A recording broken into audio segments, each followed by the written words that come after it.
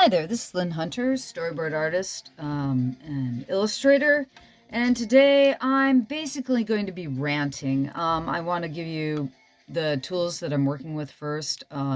This is a Prismacolor Tuscan Red, and this is a turquoise 2B pencil, and we're using a model sheet that was, all the characters have been designed by Genevieve Sy, an amazing animator and character designer and artist, period. She's probably one of the top character designers in the industry right now. Amazing lady.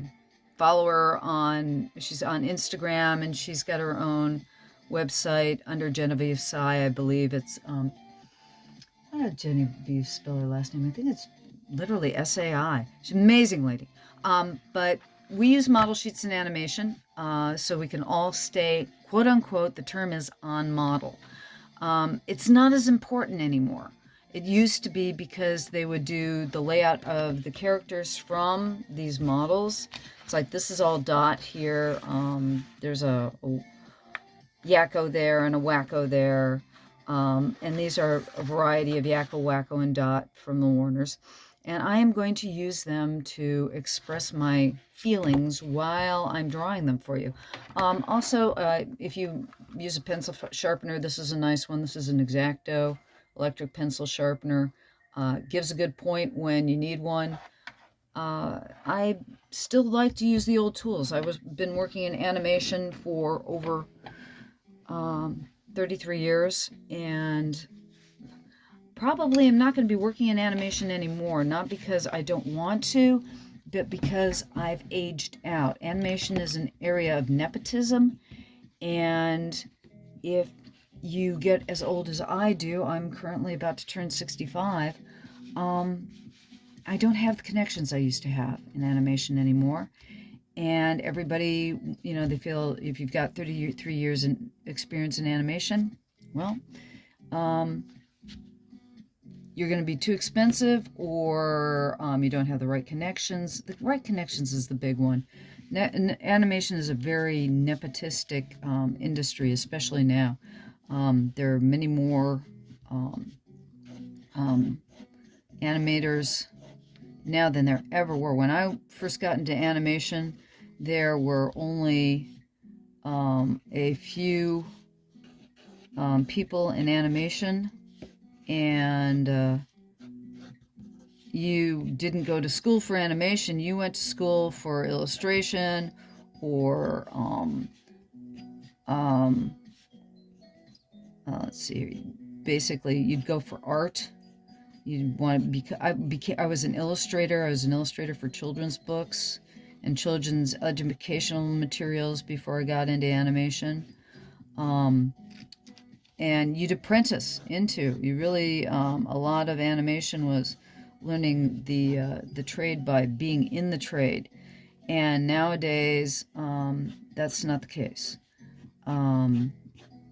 Basically, when I got into animation, you would work for a studio for a while, and then you'd go around from studio to studio to studio. It was whoever needed the bodies at the time.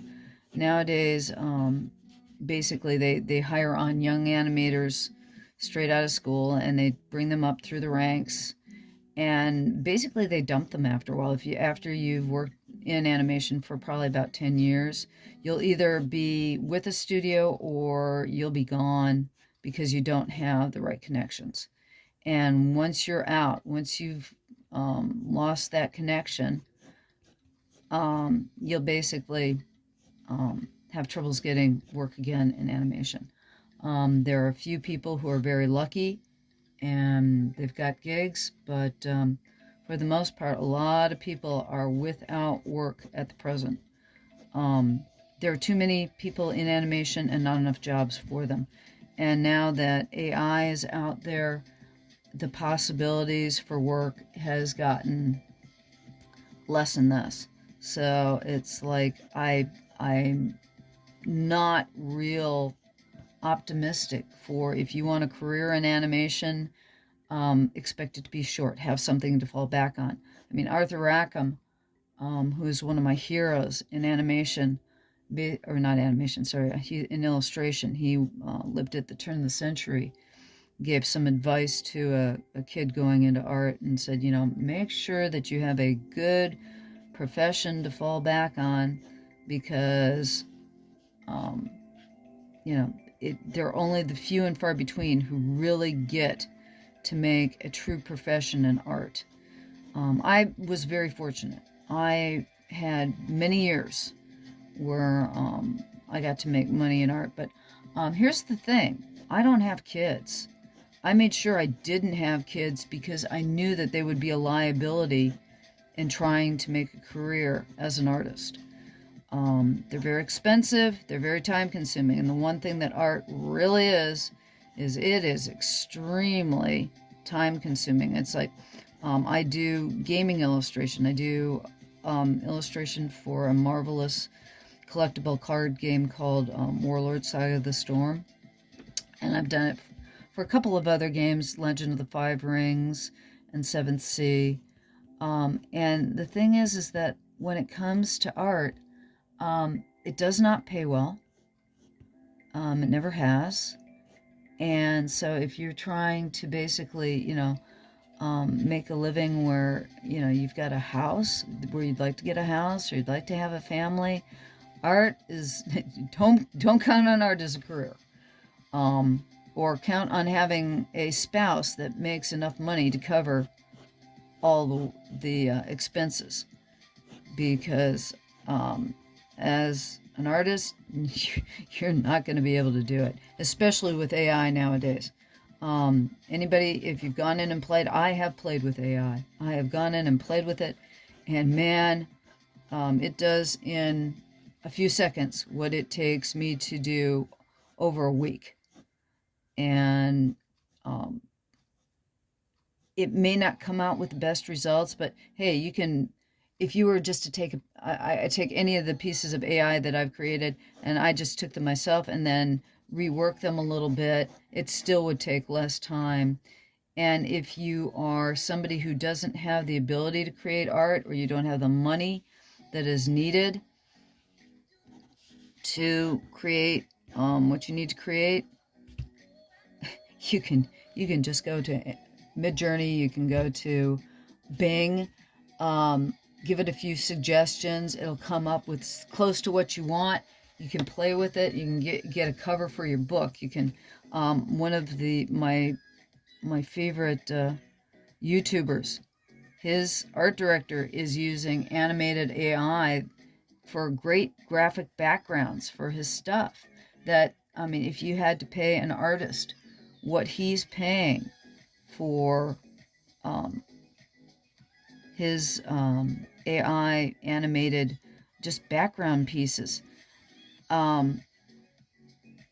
it would be an insane cost. It's like I'm using Ixen is my background music right now because I can't afford. I would never be able to afford music to put in background music on my videos.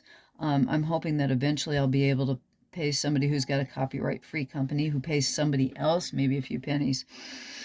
But all artists nowadays, we have, you know, these intelligent computers that can do what we do. So who the heck needs us? And I've been working at my skills for, let's face it, I always say to people, you know, when they ask me how long does it take you to do something, my standard response is like, okay, I'm 64 years old and 6 months, and then add on the few minutes that it took me to do the drawing on top of my lifetime, because that's how long I've been working at my art, and that's how long it takes you to do it. Whereas, you know, what just dumbfounds me, amazes me, and just frustrates me is that, you know, some company like Midjourney could come in, say, I'm a nonprofit and I'm doing this for research purposes, steal all the art that was ever put onto the internet, and say, oh, well, I used it to teach my friggin' computer, but I'm not making any money off of it, and then turns around and is about to make a for-profit company, and all of your artwork, all the artwork of the ages, all the amazing things that people have photographed, all the creative talent that has gone into that work and effort, it's gone. It's gone into some, giant brain that basically does the same thing that an artist does. I mean, I've got a, here, I'm looking at somebody's art. This is Genevieve's size art. I'm using that to create what I'm doing, to make sure that, again, that my characters look like the characters as they more or less should for a television show, so that we're all on the same page. But she's the one who created that information. Then somebody else created that information before her, and she took those models and augmented them to her style. And then when I get done with my drawing, it's going to look similar to what Genevieve does, but it's not going to look exact. It's going to have some pieces of me in it, even though I'm trying to imitate her. In animation, we're all chameleons. But here's the thing.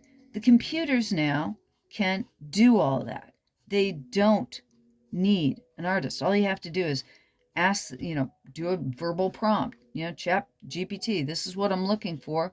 And the computer goes through the billions of bits of information and data that it has on what you're asking for, and it gives you basically what you want. All you are is a glorified art director. Anybody who creates something with any of these new text to image programs, all they're doing is they're acting as an art director.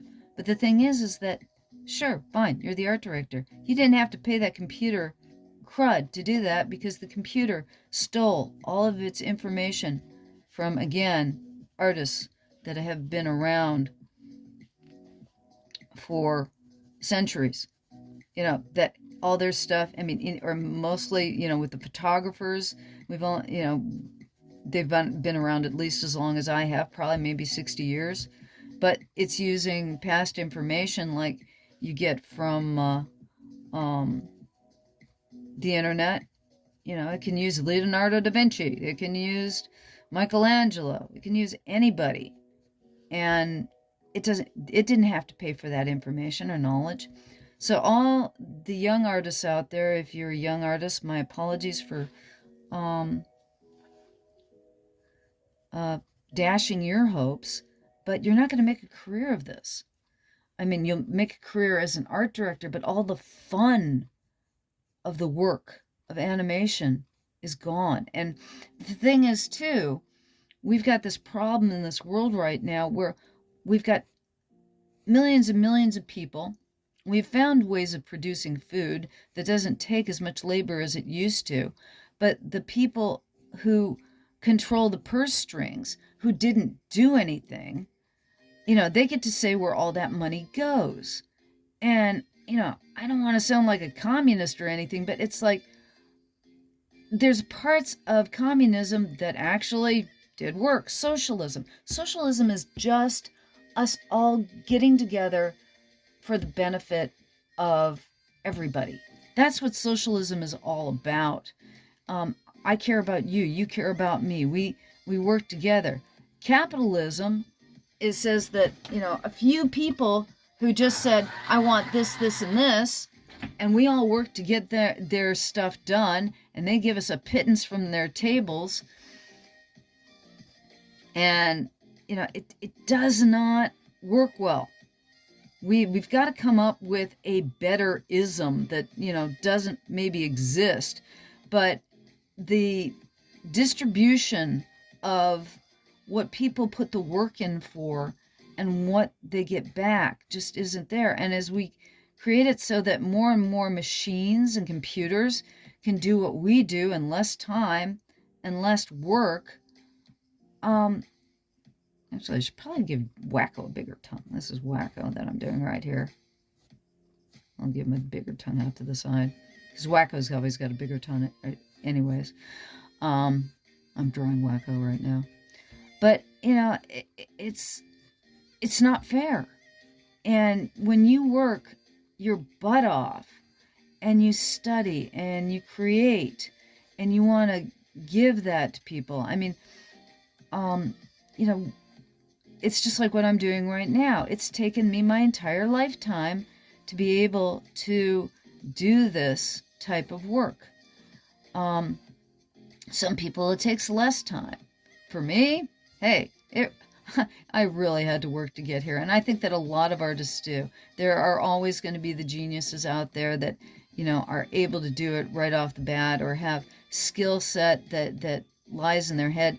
But from what I've seen in my lifetime working in animation, most of us just drew our brains out. We were always drawing. We're the kid that never put down the pencil. That's the difference between, you know, somebody who makes a living at this and somebody who doesn't. Two things: luck and never putting down the pencil. It's always, actually, it's more luck first and skill second. I really feel that. I've seen a lot of artists who are amazing but couldn't keep a deadline. But then again, they had a buddy, so it didn't matter that they couldn't keep a deadline because they had a buddy who was already in there in what they were doing. And if you're a girl, it's even tougher. I don't care what anybody says. If you're a pretty girl, you're fine. If you're an average-looking girl, screw your talent. I mean, sorry. Especially in the world of animation, it's you know, you got to be talented in the first place. Everybody's talented. Everybody's capable. Can you turn that thing in on time? That's the big one. At least when I was working in animation, it was like, can you turn it around? And nowadays, you know, with the computers, it used to be people would look at your storyboards and they'd look like a giant coloring book. Or, excuse me, not a coloring book, but a giant comic book. Because you'd have pages and pages and pages of basically visual direction. And it looks like, you know, whatever animated cartoon, if you get to see a storyboard, it looks like a giant comic book. And nowadays, you're basically animating for producers. Producers who can't and don't understand how animation works. They only understand it when it's actually animated. So the thing is that when you do storyboards for animation nowadays, you are actually animating the dang things. There is just no way around it. You've got mini animations for all these people because they're using a program called Toon Boom Storyboard Pro, done by Toon Boom, and that one was started because it was the program was created technically for people who couldn't draw so that they could do storyboards. And then it's kind of like Photoshop. Photoshop was never meant to be an illustration tool. It was meant to be for photo retouching. And you give a drawing tool or a painting tool on the computer to an artist, and we'll figure out how to use it so it's become more of an illustration tool than a photograph retouching tool now. And the thing is that what AI is not Photoshop. It's not replacing people the way that Photoshop replaced artists. Photoshop is just another tool. Photoshop is an airbrush and a watercolor brush and all those things without the mess. That's what Photoshop is. But, you know, AI, it's just going to steal everybody's jobs. Unless you want something hand done, hand drawn, with a mess. It's like, okay, if I were going to, you know, do this as a finished piece, I would finish up this, you know, I'm doing this in pencil right now. You can tell the graphite was the underdrawing, and then I'm going over the top with the Tuscan Red just to get it, you know, more defined. And then if I were going to do a finished piece, I would do another I would find a piece of Bristol and I'd go over that with ink. Or I'd throw this drawing into Photoshop and use the ink tools in Photoshop to make it crisper and cleaner. That's the way these are done. You have a neat rough drawing. I mean, you can see the roughness in something like this. Somebody's done just this really nice rough drawing, and that's what keeps the life in these. But even these are most likely done over a drawing that was underneath them, and you're just not seeing that original, this scribbly mess that you start with to get that life, to get the flow, to get, okay, where am I placing these on the page? That's why I do that the way I do it. And that's what you do as an artist when you're drawing a drawing for animation, when you're drawing a drawing for character design. You're feeling it. I mean, I feel this with my eyes. I feel this with my hand. I feel it with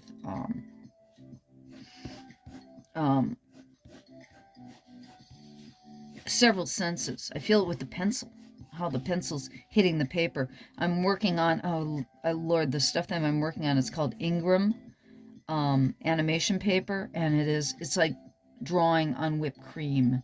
There's nothing like Ingram animation paper, and nobody draws on paper anymore. You have to draw with plastic stylus on glass. So I mean, this is where animation has gone. You know, nowadays with storyboarding, you can throw a script into a program and it will give you choices for shots, so that you don't need storyboard artists anymore. You just need a director, and you'll have a sub-director. So it's like there's really nothing for that either. So it's like I've been working at Target for the past, it's going on over a year now, because I can't collect my pension yet, because I can't get any work in my field. Not because I don't know what to do, not because of I don't have the experience. Not because, you can tell right here, it's not because I can't draw, and not because I can't draw fast, because I do that as well. So it's all a matter, I need to sharpen my pencil here. It's a matter of population. The population's growing. We have a huge population. It has doubled in size since I got into animation. So the thing is that, like I said, there are too few jobs, and you don't need that many people to do the job. Even worldwide now, you don't need the people to do the job, because you've got more than enough people to do the job. And now you've got computers that can take over even more jobs. So it's like, well, why pay people to do this? And then, so where are the people supposed to go? Where are people who used to make the art? Where are they going to go to get,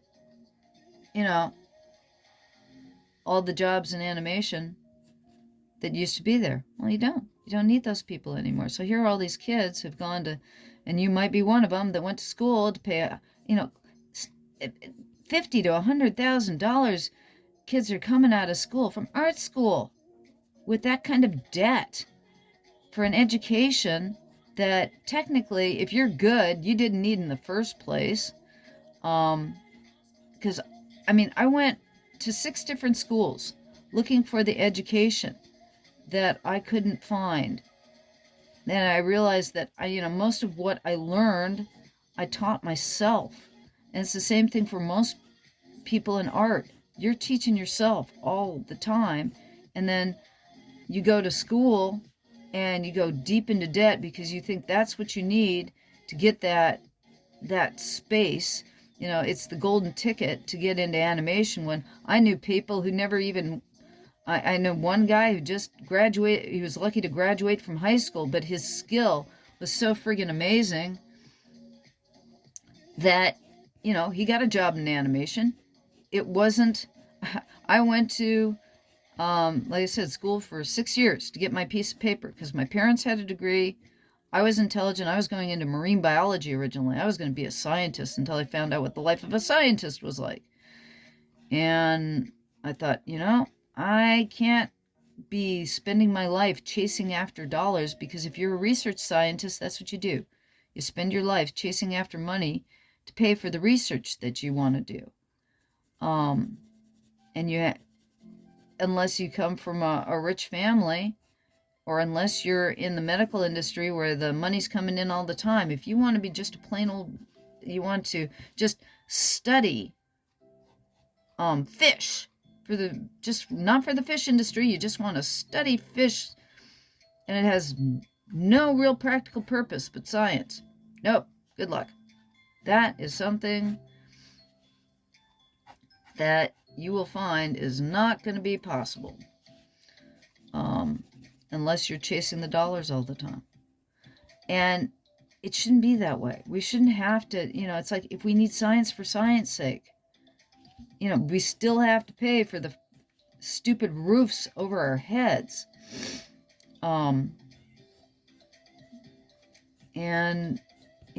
we don't get to do art because it's just freaking fun or amazing, or we want to make somebody happy, or we want to, give back to society. That chance if you don't have any way to pay for the roof over your head. But you can tell I'm drawing out my emotions today.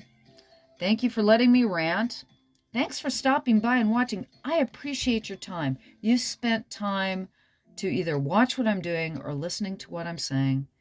And you don't know what that means to me. I appreciate you. If you're trying to get into animation, find a way to make it work for you. You're going to have a job that's outside of animation. Get into business. Get into advertising. Make commercials for the internet.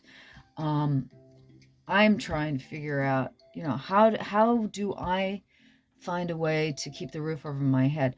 I spent 33 years. I have a pension. I put money into Social Security. That may not be for me now.